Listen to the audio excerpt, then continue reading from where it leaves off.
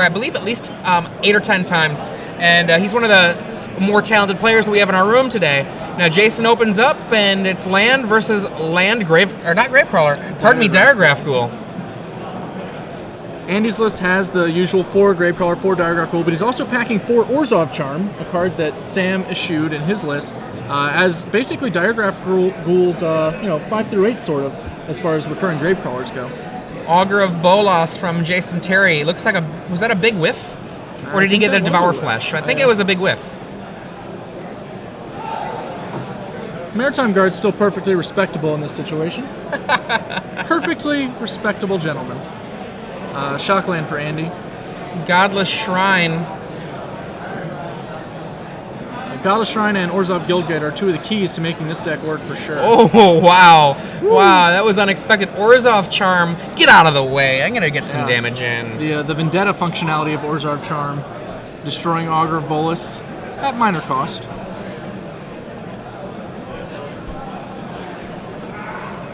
For those of you who are just joining us, I'm Adrian Sullivan here with Glenn Jones. This is round 9 of 10 for the Star City Games Open Series here in Cincinnati. Jason Terry on the right with Esper Control, a Planeswalker-style build, casts a Lingering Souls, and this is facing off against a Diregraph Ghoul and 2 mana. Andy decided to get really aggressive with that Orzhov Charm on turn 2, and given the hand that Jason seems to have, it might have been a little too early. Well, he's not really got many opportunities to make much use of it otherwise still. Well, his deck can grind out a pretty long game. I think that it's possible saving the Orzhov Charm for something else later on might have worked out. However, Jason did not trade his Lingering Souls for that Diregraph Ghoul this time. And joining Andy's team, we have the Geralf's Messenger with the Undying, kind of a reverse Kitchen Finks.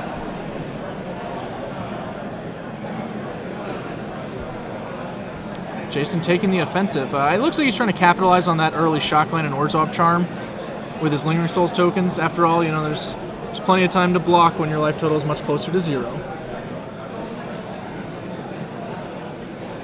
I can see that it looks like he has a Forbidden Alchemy and a Tragic Slip in his hand. And there's the Devour Flesh. This is a deceptively simple choice for Andy. He's wondering, yeah, I'm definitely going to sack this one, right? Like, okay.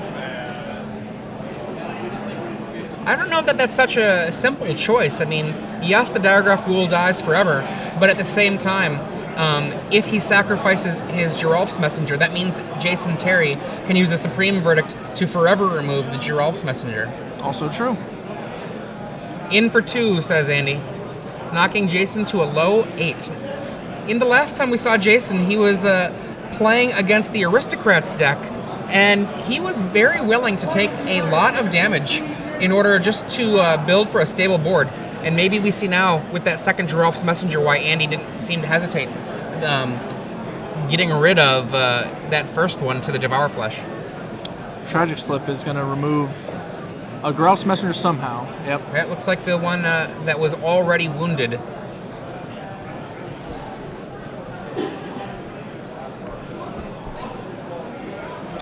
I think we may have to reconsider our willingness to trade Lingering Souls with Diregraph Ghoul at this point. Because we don't have a 5th land, Jason can't even make the play of attack, flashback or cast Forbidden Alchemy and flashback Lingering Souls unless he alchemies for a land now. Which he I goes think is for what it. He's going to do. Detention Sphere, Tameo, Augur. Land. Ooh, there it is. You got there on the 4th card. You see that little shake of his head, that little twitch? It's like, oh, that was close. That would have been a big setback for Jason, for sure. Yeah. I'm pretty sure he has to take the land. These spells are all good, don't get me wrong, but can he afford to just take one of them and then pass on blocking duty with Lingering Souls? Oh, what is he doing? I can't tell. Let's find out. Oh, I think that's a spell. I think he took the... Oh, he took the Tameo, I believe. He did take the Tameo. That's really aggressive. We still need the land. We have a bunch of Lingering Souls available. We have more in our hand as well, but... Oof. Jason Terry. In they come. Splitsies. Okay. It's a bold move on 6 life. Yes, it is. And Cavern of Souls comes down. That's the 5th mana for Andy. 1, 2, 3, 4, 5. That's a punishing move. Obsidiat. Oh, or Obsidat. Andy is now coming at him from multiple angles, and he'll be able to escape the likes of Supreme Verdict or removal spells that might handle the Messenger, unlikely to also be able to handle the Obsidat. Case in point, Liliana the man. Jason Terry struggling to muster any kind of defense here. I'm really loving the look of Andy Ferguson's deck. And packs it up. Black-White Zombies is a deck that existed before Gatecrash. It was played a little bit, way back when. I think like the DC Open, I think, was the last time I saw it. I know somebody was playing it there. I think it might have even been Brad Nelson, actually. But it hasn't really come together because we were lacking Godless Shrine. Now that we've got it, things have changed. I mean, the major reason that Black-White Zombies lists even existed was Lingering Souls. And you can still run it. Andy Ferguson does have 4 copies of Lingering Souls in his deck. But now, the Orzhov flavor from Gatecrash gives it so many more tools. So I think it has taken a step up in a huge way. Obviously, Obsidat is one of the more powerful cards from the Gatecrash set. It's been getting a lot of press in multiple decks. So that's a given. I'm personally pretty excited to see Orzhov Charm. That's a card that when I was first seeing cards from the set, was pretty interested in, because it seems like 2 of the modes, have been pretty tournament playable cards. We've got a pseudo Unearth, which obviously Unearth has been always relatively reasonable, and then Vendetta, which has been a cube staple for many, many years for many people. Totally reasonable too. I mean, when Vendetta was first printed in Masks block, Vendetta was a card that saw play then. Lots of play. So it's pretty interesting to see. And the third mode, which is a little wordy for my taste, to be frank, but is effectively bounce your own guy. Well, I mean, if you've got a Rancor on it, then you get your... wait a second. If you've got a... It's really awkward. I'm personally... Maybe I'll get to ask the question, perhaps at the Seattle Open. I'm really curious as to why Orzhov Charm had to bounce those auras. Why? You know what I'm actually not sure of with that Orzhov Charm? Is what spell it's casting. Because usually all of those things are like... A pseudo spell. And I'm just not quite sure what kind of charm you're getting. Yeah, certainly not one that I'm known... I know the Orzhov to be casting frequently, but it's an interesting card, and both the modes do have uses, or I should say all 3 of the modes. In this deck, the bounce mode actually can reset things like Undying for your Drows Messenger, which is an additional protection against the Supreme Verdicts we mentioned earlier. Very few things could possibly kill an Obsidat if you have the charm to save him. It should be nigh impossible when played correctly. In the background there, you can see the... coverage runner this weekend who's been doing a great job. That's Patricia, right over to the right shoulder of Jason Terry. Next to Andy Ferguson, I don't know that judge, but there are about 75 judges running around this room to cover the 700 so players. I might be exaggerating on the number of judges, but one of the things that's great about these Star City Games events, there are a ton of qualified judging staff that are here making these events some of the smoothest run events that you're ever going to come to. Not to mention some of the largest events. This is the 3rd largest Star City Games Open and one of the largest events ever to be played in North America. Yeah, I might be in here before the judges and leaving after the judges, but I can tell you they work some long shifts. The point of comparison is definitely there, and they're the ones handling the deck list, making a lot of our lives just significantly easier. For those of you who are just joining us, I'm Adrian Sullivan here in the booth with Glenn Jones. If you're watching along and you want to make sure that you let us know something, make sure that you are following at SCG Live. You can send us tweets. Also, the hashtag SCGCIN is the official hashtag for this event. It looks like we've got a mulligan for Andy Ferguson. Looking into Andy's sideboard for the match, he knows he's up against Esper Control. I imagine he'll be pretty happy to be bringing in his Thalia, Guardian of Thravens, to slow his opponent down, and Appetite for Brains as a tool to disrupt his opponent's hand. He mentioned to me that against control decks, he's actually not a big fan of his own copies of Lingering Souls, which might surprise you. It's obviously a card capable of doing a lot of work in long games, but once he shifts into his Thalia plan, he becomes a little more aggressive, and Lingering Souls becomes much harder to cast with a Thalia in play. That's really interesting, because I feel like Lingering Souls is one of the kind of go-to cards that is good against control. So that's a very interesting statement to hear that he would say during that. Other cards, he didn't see much of Jason Terry's deck other than to know this is a control deck. So Thalia is very likely, and Appetite for Brains, those seem to be the most common ones. I know that one of Jason Terry's opponents brought in Rest in Peace in one of the previous matches. Now, Jason Terry does have some graveyard effects, but not very many, so it's not that great of a card choice, should Andy go that way. I don't think he will. Jason Terry on turn 2, Augur of Bolas. Yeah, Andy is really demonstrating the importance of having Diregraph Ghoul over Gravecrawler in this matchup, where Augur of Bolas is slightly less of a wall. We go to the second turn for Andy Ferguson. I see an Orzhov Guildgate. I don't think I see another land, though. He may just be going Guildgate Pass here, which is going to slow him down a bit. It also is possible that having seen the Augur of Bolas, he's maybe less excited about Thalia, knowing that it can be easily stopped by the 1/3. And he has the Gravecrawler. Well, now we can pay 1 mana to get in 2 damage every turn, assuming our opponent has no other blocks. But I mean, it does... That's useful. It's a thing. It's a thing, right? So apparently the mode that we're missing is the legend card Remove Enchantments. Oh, that sounds very Orzhov-y.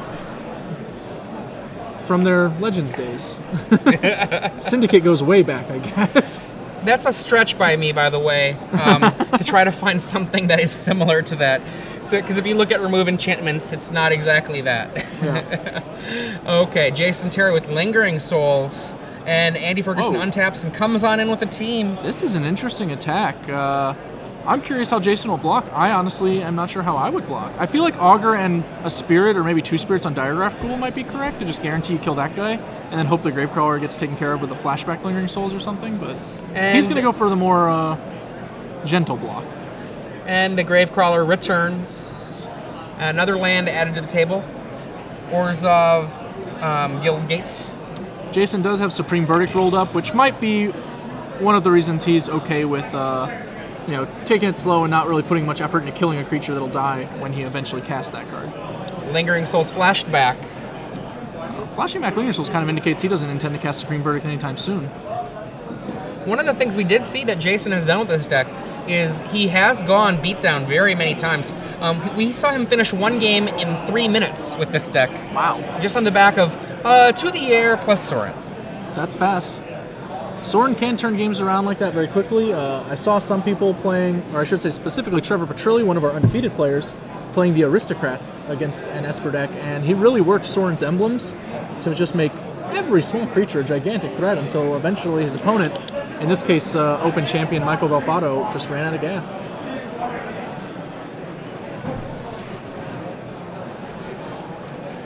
Andy did appear to be a little land-strapped, having to lean on those Guildgates. Another Guildgate.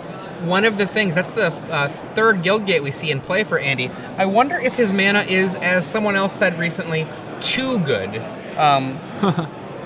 Those Guildgates costing some of slowing down the initial mana that he has access to, and maybe he might even be able to get away with an extra swamp or so in there. Yeah, Andy admitted that he'd felt the Guildgates hurting him every now and then, but really he didn't think he could justify playing cards like Obsidat without the full amount of white mana. And he was pretty interested in playing that one. Who can blame him? Sweet 5 mana, 5/5. And we see the Souls, only a few this time, marching on in. Yeah, it looks like Andy's hoping to set up an attack with most of his creatures in the coming turns. Jason passes. It looks like he's got land, at least 2 land, and a Supreme Verdict in his hand. Andy does have the Orzhov charm that he sort of repped when he attacked. Curious to see how he might use it. His Blood Artist. Oh, Lord. Now that card, what a monstrous drop that he just put down on Jason Terry. I'm sure Jason's thinking right now, oh, that card does still exist. Blood Artist significantly changes a lot of combats and really changes Lingering Souls on Lingering Souls fights. The person with the Blood Artist, heavily advantaged.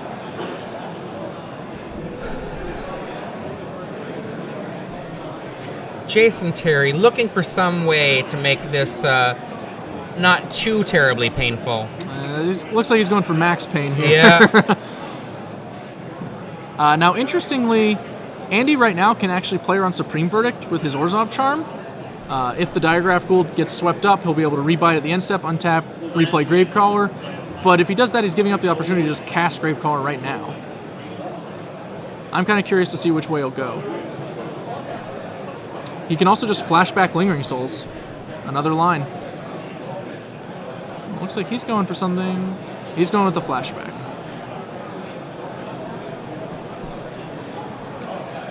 With Blood Artist in play, that seems like a very reasonable choice. Yep, he'll be able to guarantee that he deals a fair amount of damage should a Supreme Verdict actually happen. And we know that's basically all Jason can actually do.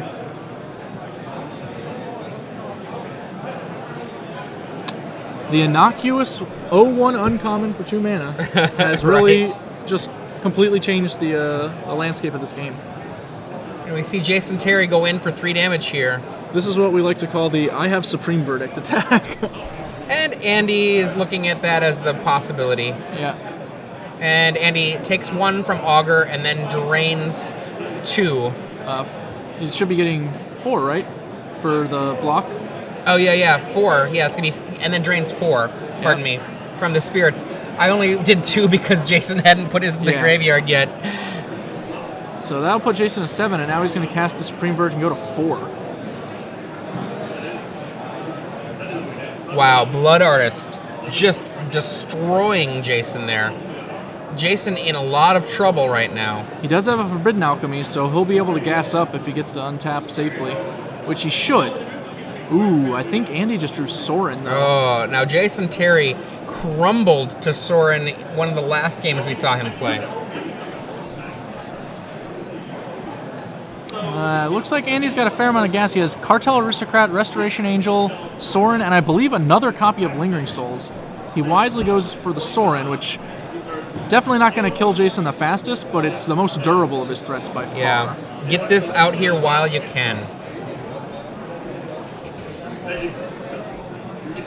A wonderful vampire token.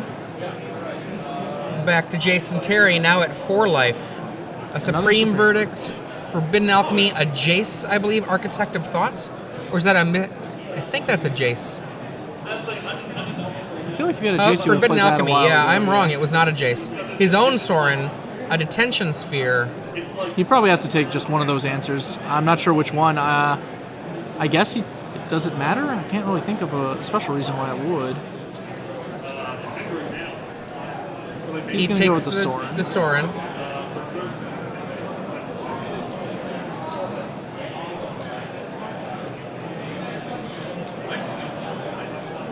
Forbidden Alchemy to the yard. Sorin, your Sorin. The Planeswalker rule comes into play, and they share the same subtype name.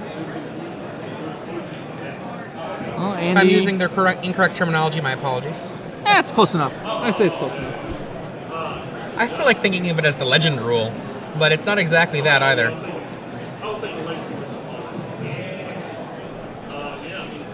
You can see Andy Ferguson here on the left. And on the offensive. Tax for 1, lifelink. Goes up to 28, Jason at 3.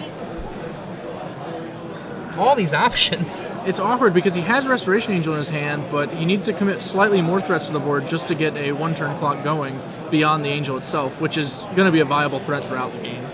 Now, Supreme Verdict in Jason's hand.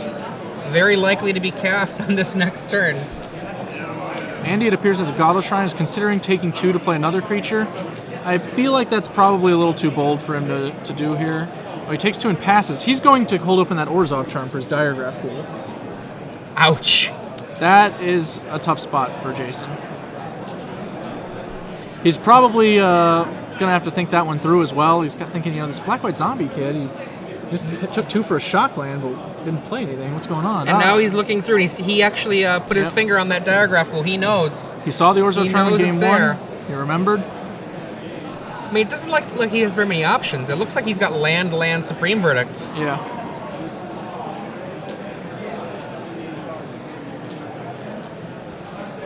This means he's just going to have to. Yep, nothing doing. Just cast the Supreme Verdict, play another land.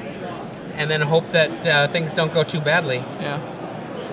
Hope we wake up the next morning and the world looks a little different. What do you have open for mana? He's like, okay, cool. Cool. Go. Maybe you'll forget. Shuffle the hand for an extra long time. So yeah, he had he didn't get it. He's holding. Interesting. Maybe the card's a Cartel Aristocrat and he just decided to hold. Maybe he thinks he can get there better with Restoration Angel. I'm interested. And thank you from the internets, Mr. John King, telling us it's the Planeswalker uniqueness rule. Ah, well, there you go. Having worked for the World of Warcraft trading card game, I saw a lot of uniqueness violations in my day. And here we see a Cartel Aristocrat. So maybe we did missee the Orzhov charm there. Maybe that wasn't an Orzhov charm. Maybe that was the Kartoff. Maybe that was just the Aristocrat. And Jason Terry untaps. He's going to need something really good here. Howl Fountain doesn't look like it. I don't think he has anything he can do besides find a Lingering Souls and discard it to the Forbidden Alchemy. Yeah, he's flashbacking for 7. And he does have a land he can play untapped safely. Right here. Not there. No. He will be able to play Island and use that Orzhov charm. And he says, good go. Interestingly, Cartel Aristocrat prevents Azorius charm, from being able to do basically anything in that situation. Look at Jason there. Jason pretty frustrated with this. He was